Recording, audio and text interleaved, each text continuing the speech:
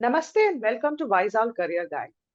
Today we have Miss Gloria Kamal with us, who's been into the field of technical work. Let's hear from her. What is her journey been like? Welcome, Gloria.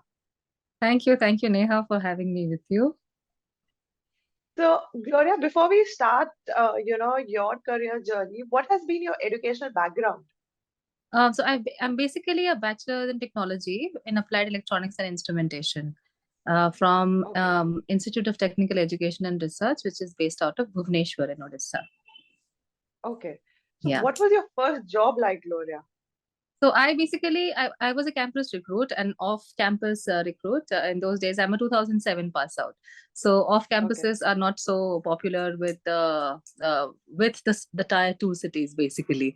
So this was one of Mhm. the kinds which had come in, and we had all the colleges of the state into this one drive. So this was with IBM, and I was working as a application developer. And so when we have recruits in the campus, essentially they are a random allotment into a technology. So I was given SAP as a technology, and there are others who were given a mainframes or something else.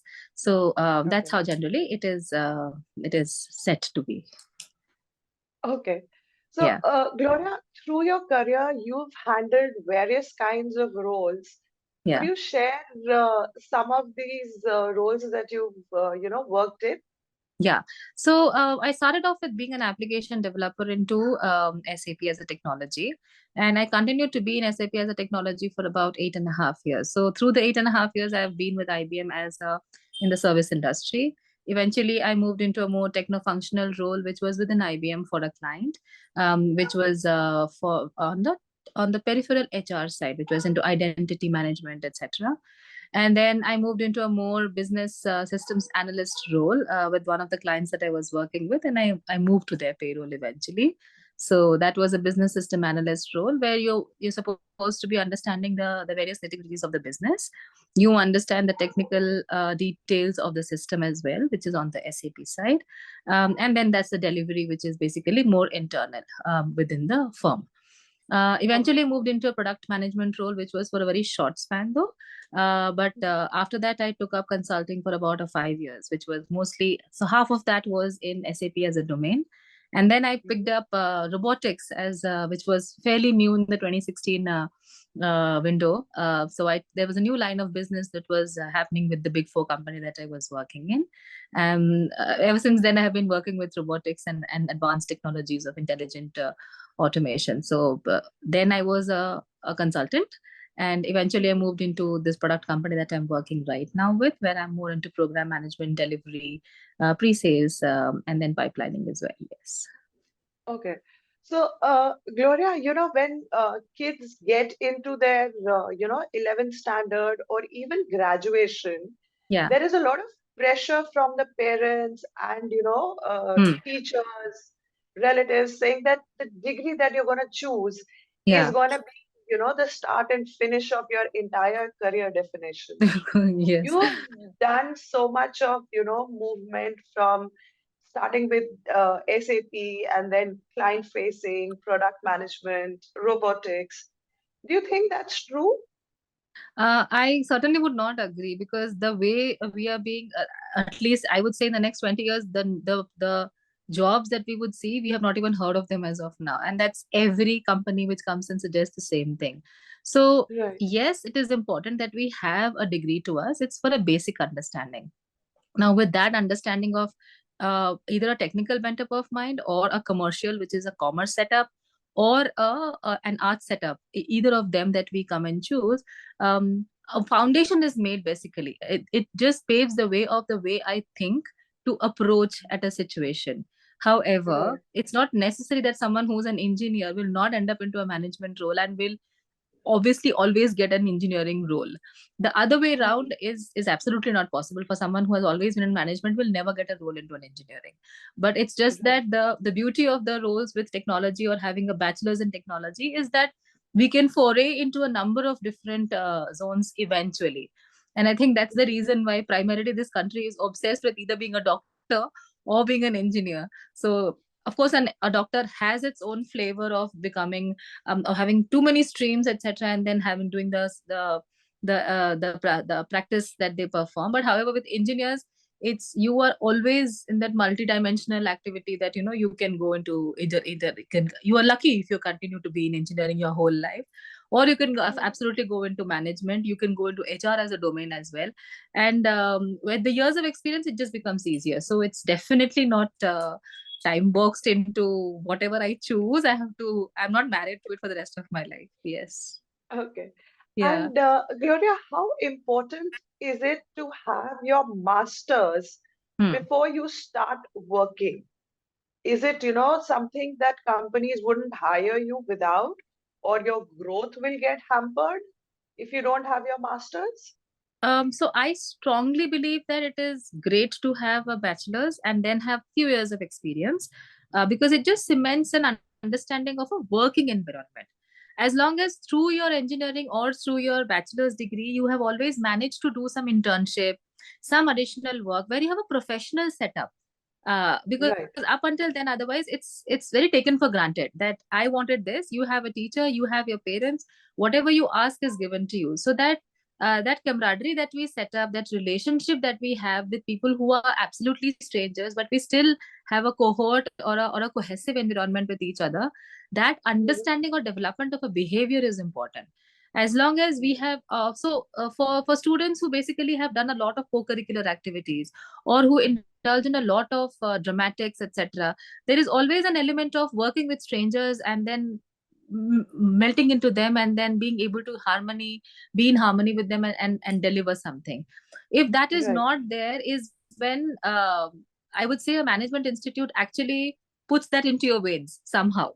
So in those Okay. 2 years, it's of course, any bachelor's degree also does demand a lot of energy, but the kind of grooming that happens in a management setup where we are studying, that is equal to any 1 or 2 years experience that you would have hands on when I'm in a working setup. So Right. it's practically good if we have that experience and then move into a master's degree. But it is nowhere a reason, unless I want to have a PhD degree and I'm clear that I want to be a professor, or a teacher in a subject which is of my choice. Then of course there is no reason for going and working in between and whiling away time. You might just do your bachelor's, your master's, your PhD, and then eventually start working only after you have done your PhD thesis, etc. And then, if that is the expectation that you have on your side. But Okay. otherwise, the dilution of starting to have a master's first to have a career, I don't think Mhm. it's absolutely important. No, it's not. In fact, Okay. I did my master's, I did my bachelor's back in 2007 with technology, and I did my master's only recently in 2022 April. I finished myself as well. So that's like a Okay. 15-year gap in between. And Mhm. what was good for me is I realized over a span of time, because I almost know everything hands on. So the Right. master's degree was not really difficult for me. It was not like I had to learn a lot of things. I just had to connect the dots because I know Right. bits and pieces of everything everywhere.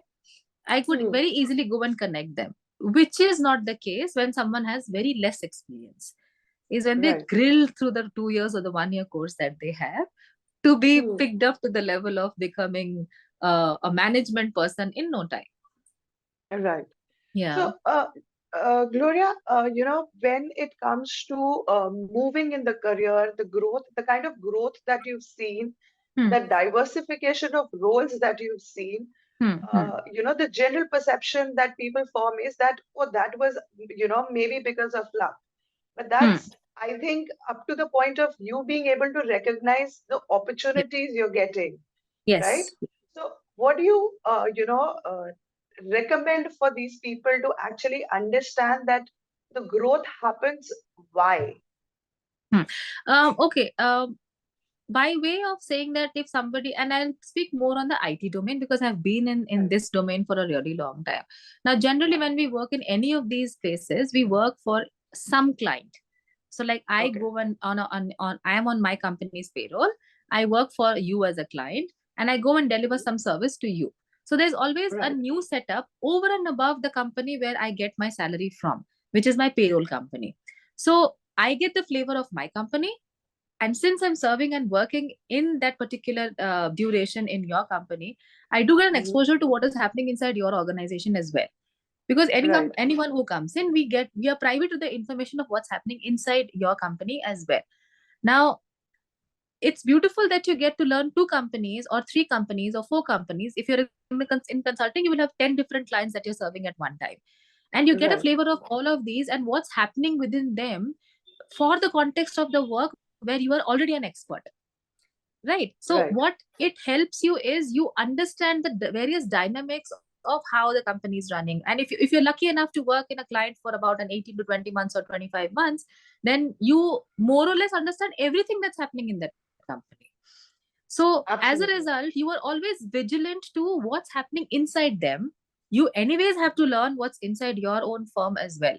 So if you really have to be aware about the firms you're going into. It doesn't have to be a blind focus that okay, this is my scope of work. I do only this much and I'm gone. Hmm.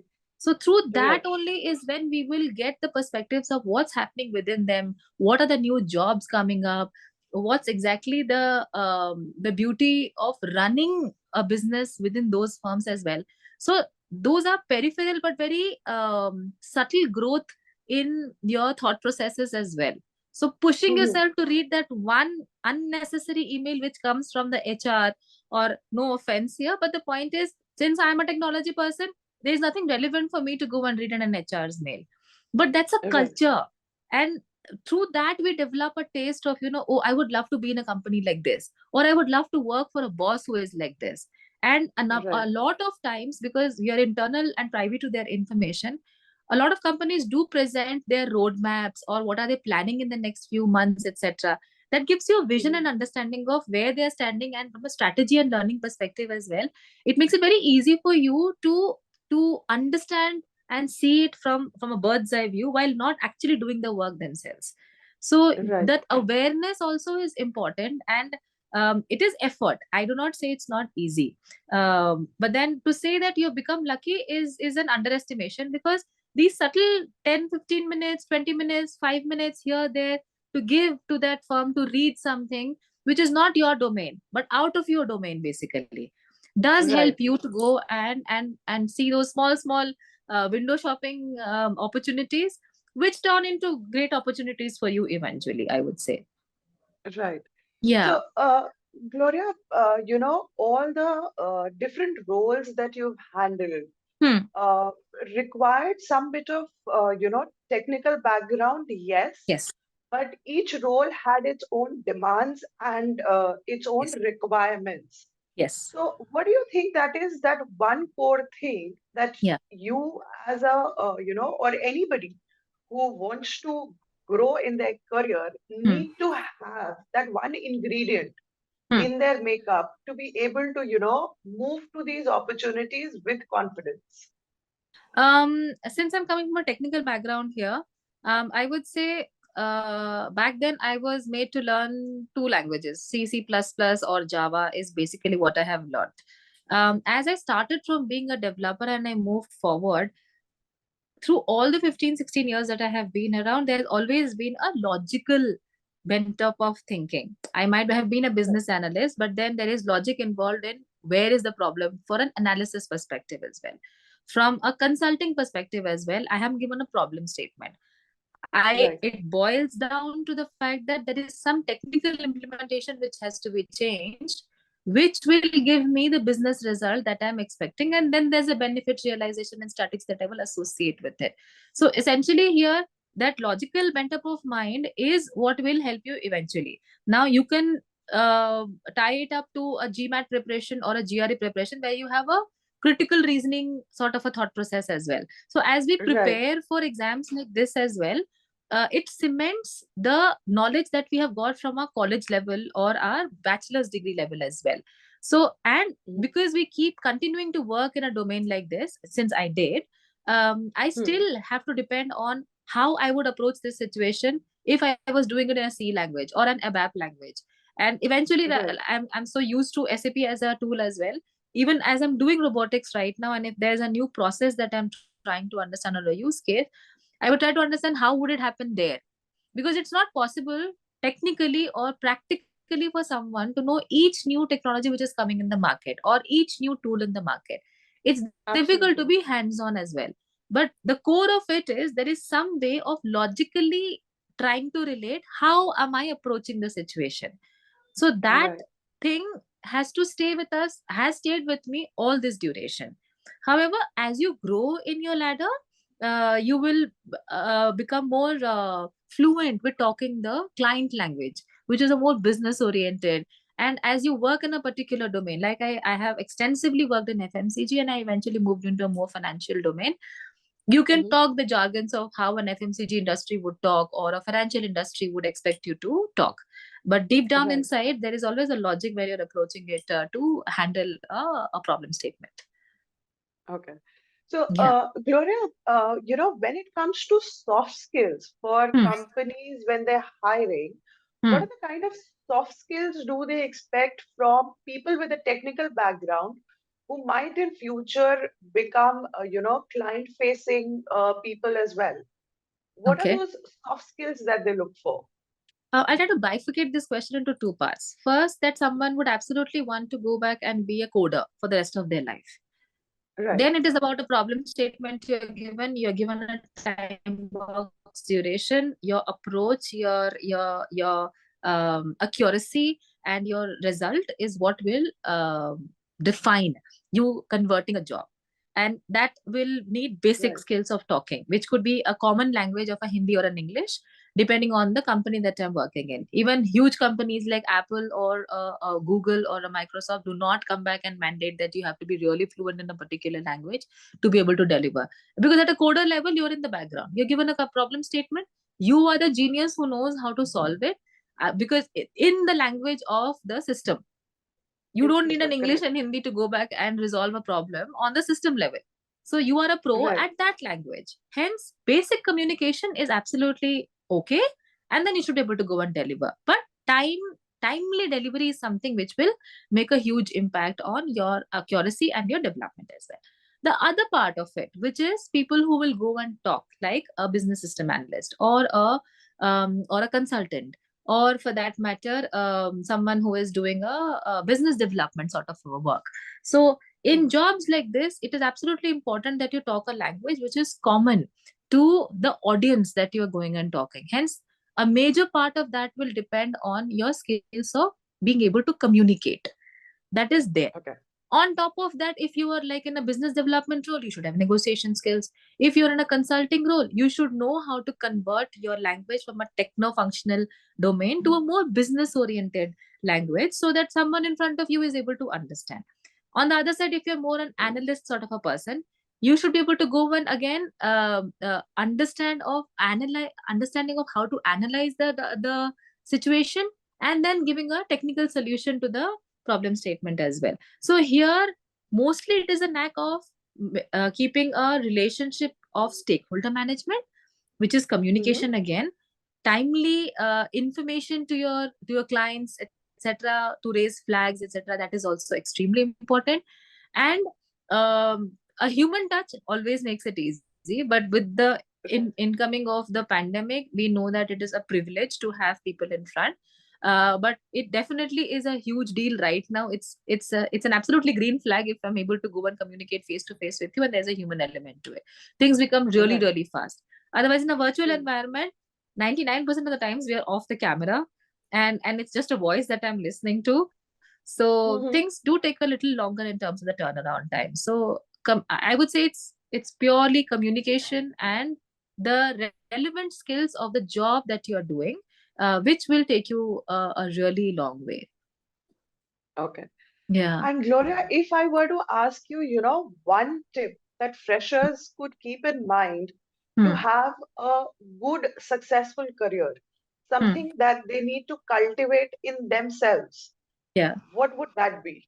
It would not be one. I would have it cannot be one. I'll have at least a two or three.